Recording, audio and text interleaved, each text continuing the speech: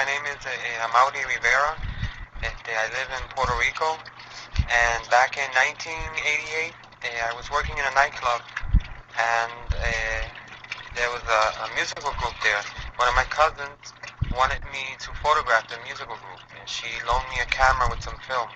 On my way back home, I encountered two small beings, two small strange men, which I didn't think were men from outer space, and they took me somewhere where there were other people besides myself, other human people, like from Puerto Rico, I guess. From here, another human being showed up. He claimed to be from a distant planet. He was dressed in black. He had dark skin, but he was not a Negro. He had long black hair up to the shoulders, and he spoke to us with the mouth, verbally, and no telepathic speaking.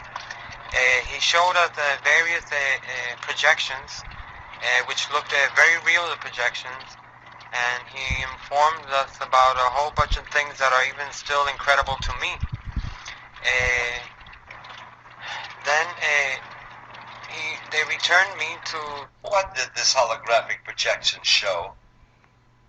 The holographs were mainly, the first one that I can remember was like a short trip through space. We saw where he came from, where he's said to be from. We saw his people, we saw the houses that they used. And the second one was about a meteor or rock falling to Earth in the near future, which is going to cause a lot of havoc in the world. This would fall, it's going to fall in very near the Caribbean, Puerto Rico, and those other small islands. But it's going to affect the whole world, not just Puerto Rico.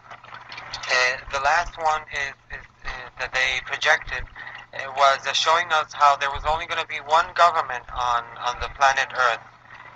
They'll be living on some sort of artificial island that's going to be floating in the middle of a dark, black, dirty sea.